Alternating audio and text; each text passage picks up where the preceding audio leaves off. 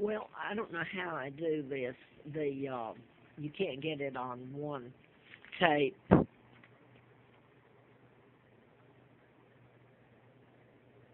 That's anyway. I wanted to finish this one. They've run me using my illness. It's political. Political. I was kidnapped. I'm allergic to chemicals. I have an immune disorder, and when I'm force-fed toxic fumes, which is what has been done before I came here, I just didn't know I had an immune disorder. It makes my immune system attack itself. So if you're force-fed that over the years, and try telling people when they already know that the law enforcement is responsible for it, having it done. They get things on people. Everybody's got something to hide. And I'll say this real quick to give some background. I've got two tapes up, and you can't get it on a 10-minute tape. I wrote a medical malpractice book in 76 to April Fool Day of 80 when they put antifreeze in me, and I should have died. And I know the answer to a lot of people. It's sick if they ever show it. Well, they wish I had died.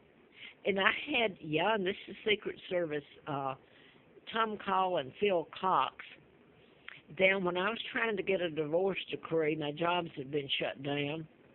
I was on the street. My ex-husband had actually, and the FBI run the Laurelwood Apartments off Bentley Road. And I was doing the book on mind control about doctors, Larry McDonald, Congressman, urologist at Piedmont Hospital, who were murders that I was writing about in the book. So all this happened, and then Larry McDonald, the doctor I wrote about, fast forward, and his plane was shot down, the passenger plane, in August the 31st of 83, and I'm flown out to Larry Flint's, who had been shot, and I'm talking about programming. His attorney was killed, and the person that shot Mr. Flint and his attorney was programmed. So Mr. Flint says in that article that I know who was responsible for his shooting. But what I wanted to get back to, because I'd have to give too much background on it, there's a whole lot of stuff like that happened with me trying to do the book and tell about my kidnapping and who I am. Like Larry McDonald went down in the airplane, all aboard were killed, the passengers. It was a KAL Korean jetliner en route from Juneau, Alaska to Seoul, South Korea. And ex-president or former president, I'll give them their title. They can't give me mine, but or wouldn't. He was taken off the plane in Juneau. So they had to have known the plane was going down. It's my understanding Geraldo was taken, well, I don't know if he's taken off. He got off there. So the plane went down, and that's how I was flown out to Flint's. And he already knew about me. I had never met him, but I knew that the shootings were done where the person was programmed to shoot him. I wanted to get into the chemicals and what the law enforcement has gotten together, and the long arm of the law goes across the state lines. And Snowden, Edward Snowden, you know Edward Snowden, remember him? He's exiled to Russia for telling the truth. I've told nothing but the truth in here.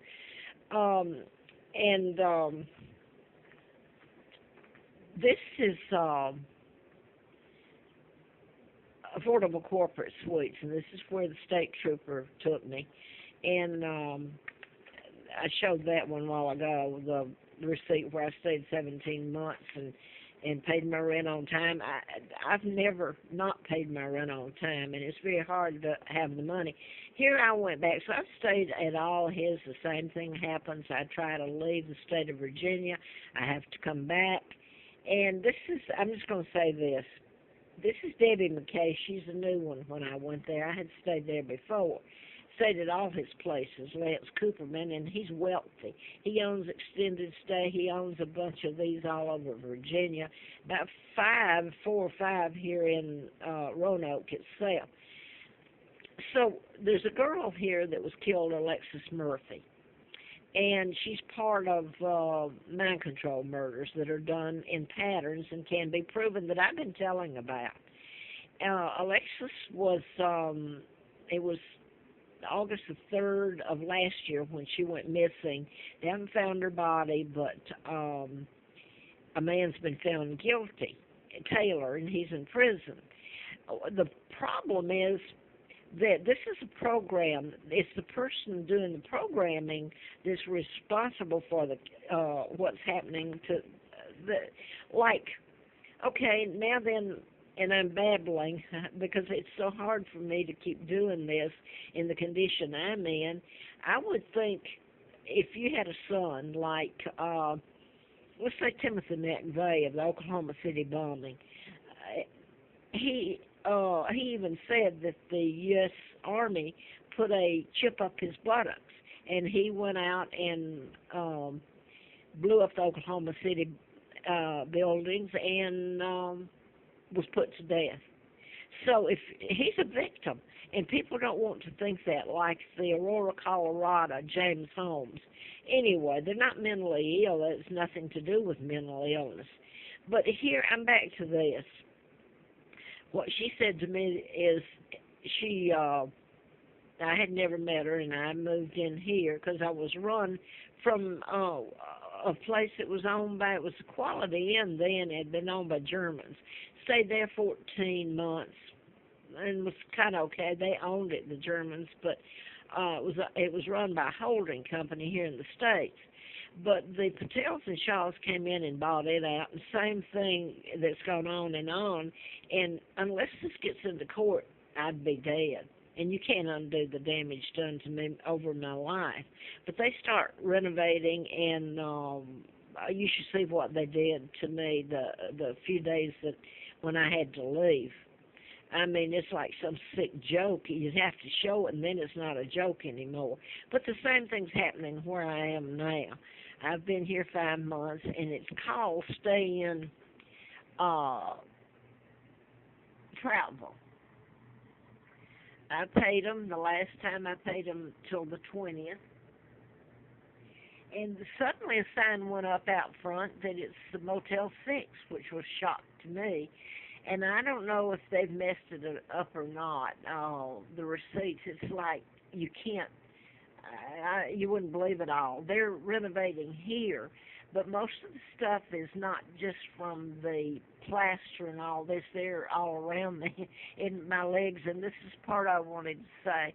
I have been paralyzed by it. My legs sting. The veins are just on fire across my back. And what it's doing to the rest of my body, my veins and my legs have actually just, where my legs looked okay.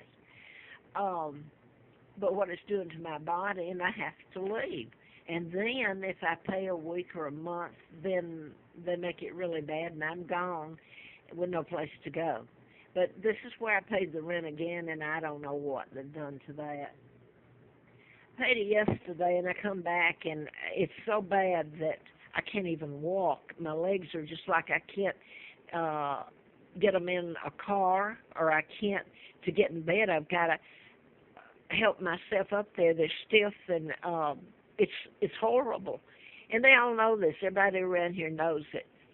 But it's not just the renovating. And by the way, people say, well, they have to renovate. No, this is put together a long time ahead. So this isn't by accident. And I want to say this goes up to a photograph that was taken in a magazine or paper here. And I thought that Goodlatte, Bob Goodlatte, was a good guy. He is the U.S. congressman from Virginia. He's from Massachusetts.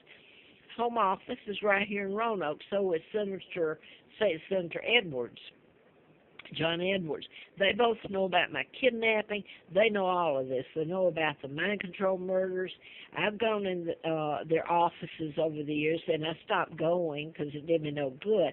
Last time I was in Goodlatte's office, and they're side by side, or were then here in Roanoke, someone followed me out and got on the elevator and said, if he helps you, he'll be living in the national forest with you.